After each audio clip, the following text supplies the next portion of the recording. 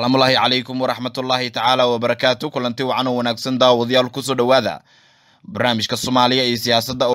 آلا وحينو برنامج كسو قادنا حالة حساسية اي سياسة دالك يدبادبا قضبادا برنامج كاتكاقا بغن دونتان ايا وحا كميدا داقالو كقرحي قيبا كميدا قبل كمدوك يعيدن كدولة دا او دولان صف بلارن احقاضي xogtii ugu dambeysay Saciid Dani oo caqabad weyn ku ah guddigii doorashooyinka heer gobol iyo heer federaal ee Puntland oo weli ku xaniban magaalada Muqdisho. ciidanka Puntland waxay ka takhaluseen rag miinooyin aasayay isla markaana ujeeddo gaar ah lahaa. sidoo kalena waxaan idiin soo gudbin doonaa senator Muuse Suudi Yalaxow oo mar kale ku baaqay in madaxweyne Farmaajo awood looga soo saaro Villa Soomaaliya. haddii ay tahay markii ugu horeysay nagu soo bir subscribe saar gambaleelka furo like share iyo qaybta commentiga in fikirkaaga aad inoogu reebto naga ilaabin markastan waxaan kaaga mahadcelinaynaa sida dhiirigelinta aad inoogu sameynayso muuqaaladeennana aad u sii share garaynayso waxaynu u guda galaynaa qaybaha hore ee barnaamijkeena. qaybo ka mid ah gobolka Mudug ayaa laga soo warinayaa in ay ka qarxeen dagaalo saf ballaaran ah oo ay abaabulkooda leeyihiin ciidan ka tirsan kuwa xoogga dalka oo garab ka helaya kuwa Galmudug ee daraawiishta ah iyadoo saacadii ugu dambeeyay aad loo hadalhayay weerar isqarxin ah oo ay fashiliyeen ciidanka xoogga dalka iyo kuwa Galmudug kaasi oo lala damacsanaa in gudaha deegaanka Bacaadweyn weerarkaasi laga fuliyo. xoga dheeraada ayaa waxaa laga helayaa dagaalada ka qarxay gobolka Mudug iyo waliba waxa salka ay ku hayaan. dadka deegaanka ayaa xaqiijiyay in ay maqlayaan dareenka rasaasta iyo waliba madaafiic ay isweedaarsanayaan dad ay u maleynayaan ciidanka dawladda iyo kuwa Galmudug oo iskaashanaya iyo ururka Al-Shabaab oo iyaguna dhinaca kale ka soo jeeda. waxaana dad badan ay ku qasbanaadeen in guryahooda ay isaga barakacaan kadib markii ay ka baqeen in rasaasta la isweedaarsanayo iyo hubka kaleba waxyeelo ay ka soo gaarto. war qoraal ah oo ay baayisay wasaaradda amniga maamulka Galmudug ayaa waxaa lagu sheegay in ciidanka dowlad goboleedka Galmudug oo kaashanaya kuwa xoogga dalka ay weeraro dhowr jiha ah ku qaadeen Camaara iyo Bacaadweyn deegaano hoos yimaada isla markaana toddobaadyadii ugu dambeeyay ay kula dagaalamayeen ururka Al-Shabaab. howlgal ballaaran iyo weeraro jihooyin kala duwan leh ayay saakay ciidamada amniga Galmudug iyo ciidanka qaranka ku ekeeyeen goobo badan oo kooxda argagixisada Shabaab gacantooda ku jiray ayaa lagu yiri qoraalka. kooxda argagixisada Shabaab ayaa aroornimadii hore ee saakay laga fashiliyay isku day weerar ismiidaamin ah oo gaari nooca xamuulka qaada ah waxyaabaha qarxa lagu soo raray oo ay doonayeen in gudaha ay u soo geliyaan qaybo ka mid ah Bacaadweyn. halka wararka qaar ay sheegayaan gaariga inuu ahaa gaari nooca raaxada ah oo loo yaqaan Land Cruiser. waxaana la sheegay warka ka soo baxay wasaaradda amniga Galmudugna lagu xaqiijiyay in isku daygaas ay fashileen ciidanka oo ka warhayay dhaqdhaqaaqa kooxdan. ciidamada hubanta ah ayaa ku sii siqaya magaalada Camaara iyagoo burburiyay difaacyo kooxda argagixisada ay ka dhigteen hareeraha Camaara iyo Bacaadweyn ayaa lagu yiri warkan. maalmihii ugu dambeeyay waxaa muuqanaysa in Galmudug culays badan ay kala kulmayso kooxdan isla markaana wixii ka dambeeyay dagaalkii Wasil Al-Shabaab ay kordhiyeen culayska amni ee ay saarayaan magaalooyinka waaweyn oo Dhuusamareeb ay ugu horeyso. haddii aynu eegno Puntlandna ciidanka amniga Puntland waxay shaaciyeen inay ka takhaluseen rag miinooyin aasay isla markaana gacanta lagu dhigay waxyaabo la xiriira raggan oo qalab kala duwan watay isla markaana ciidanku ay ku baxeen iyaga oo ka hortagaya in khatar ay geliyaan nafta dad badan oo shacab ahaa. ciidanka Puntland waxa ay soo bandhigeen muuqaal kooban oo muujinaya rag ka tirsan Daacish oo miinooyin ku aasaya wadada u dhaxaysa deegaanka Kalabeer iyo degmada Balididin ee gobolka Bari.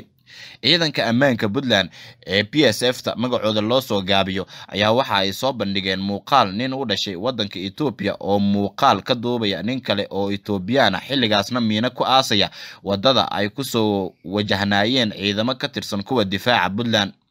muuqaalka waxaa ka dhex muuqda ragga xirayay miinada oo xilligaasi ay aasayeen miinada la hadlaya hoggaanka Daacish ilaa ugu dambeyn ay miinadu qaraxday inkastoo aysan ciidanku kala kulmin wax khasaare ah haddana ciidanku waxay baahiyeen in qorshahan uu ahaa mid halis badan naftooda lagu gelinayay shacabkana dhibaato loogu geysan lahaa oo ay ka hortageen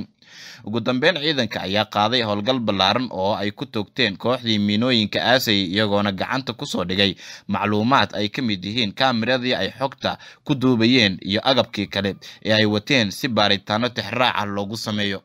waxaana muuqanaysa in shalay wasiirka amniga cabdisamed galan uu shaaca ka qaaday in lasoo afjaray kooxdaas islamarkaana gebi ahaanba la burburiyey deegaano dhowr ah oo dhulka buuraleyda ah oo ay kaga sugnaayeen deegaanada maamulka Puntland hoostaga isla wararka Puntland haddii aynu eegno barnaamijka Soomaaliya iyo siyaasadana aad ku daawanaysaan ee haga Siciid Dani ayaa waxa uu u muuqdaa in caqabad uu ku yahay guddiga xalinta khilaafaadka iyo kuwa kale ee doorashooyinka ee heer gobol oo Puntland matalaya oo weli ku xaniban Muqdisho 10 maalmood kadib oo ay xukuumadda Puntland u muuqato in ilaa iminka aysan soo saarin war cad oo ku saabsan arrimaha doorashooyinka ayaa waxaa dhinaca kale aad loo hadal hayaa in Siciid Cabdullaahi Dani uu yahay caqabada kaliya ee iminka ka horgudban in gudiyadan shaqooyinkooda ay u gudagalaan maxaa yeelay guddigan waxa uu yahay guddi muhiim u ah in doorashooyinkooda ay si dhaqso leh uga qabtaan guud ahaanba deegaanada Puntland gudiyada kale ee maamul goboleedyada intooda badan waxay dib ugu laabteen magaalooyinka ay ku shaqeeyaan ee caasimadda u ah laakiin Siciid Cabdullaahi Dani oo looga shakisan yahay inuu yahay musharax madaxweyne ayaa weli waxa uu u muuqdaa inuu ka meermeerayo kadib heshiiskii ra'iisul wasaaraha xukuumadda Soomaaliya Maxamed Xuseen Roble iyo hoggaanka kale ee Soomaalida ee Muqdisho ka dhacay 27 May waxaa si rasmi ah dalka loo shaaciyay in doorasho uu galayo xubnaha gudiyada doorashada intooda badan shaqooyinkoodii waa ay ku dhaqaaqeen ballanqaadyo muhiim ahna waa ay sameeyeen sida in 25ka bishan aynu ku guda jirno ee July loo gudagali doono doorashada aqalka sare guddigii heer dowlad goboleed ee Puntland waxa ay ku daaheen magaalada Muqdisho waxaana arintan loo aaneeyay culays kaga yimid ra'iisul wasaaraha xukuumadda Soomaaliya oo ah madaxa guud ee arrimaha doorashooyinka ka dhacaya Soomaaliya kaasi oo doonaya inuu xaqiijiyo in Siciid Dani madaxweyne uu yahay ama musharax madaxweyne uu yahay in kale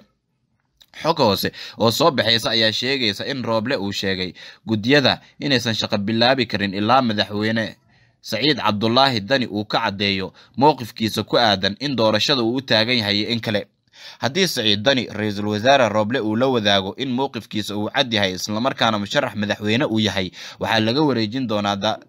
soo xulista xubnaha aqalka sare iyo waliba ku lug lahaanshaha doorashooyinka xildhibaanada aqalka hoose ee ka dhacaya gudaha deegaanada Puntland sidoo kale waxyaabaha aadka loo hadalhayo ayaa waxaa ka mid ah in Siciid Cabdullaahi Dani oo ku sugan magaalada Nairobi uu wado kulamo xasaasi ah saacadihii ugu dambeeyayna waxaa kulan uu la qaatay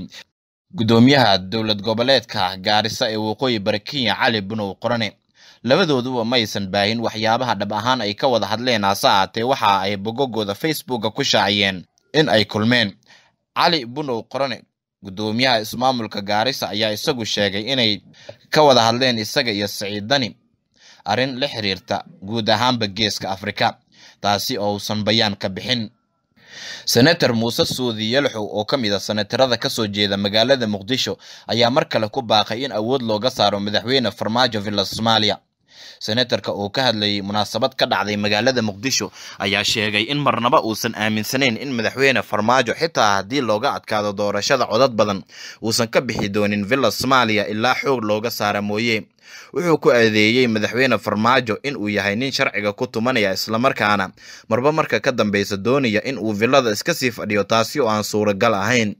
wuxuu ugu baaqay dadka ka soo jeeda magaalada Muqdisho ee siyaasiyiinta ah inay si weyn isha uga hayaan dhaqdhaqaaqa madaxweyne Farmaajo waxaana uu sidoo kale ku eedeeyay in haatanba uu ku lug leeyahay dhacdooyin badan oo la xiriira dhinaca doorashooyinka taasi oo uu tilmaamay inay dib u dhigayso horumaradii la doonayay in laga sameeyo in doorasho wadar ogal ah dalka ay ka qabsoonto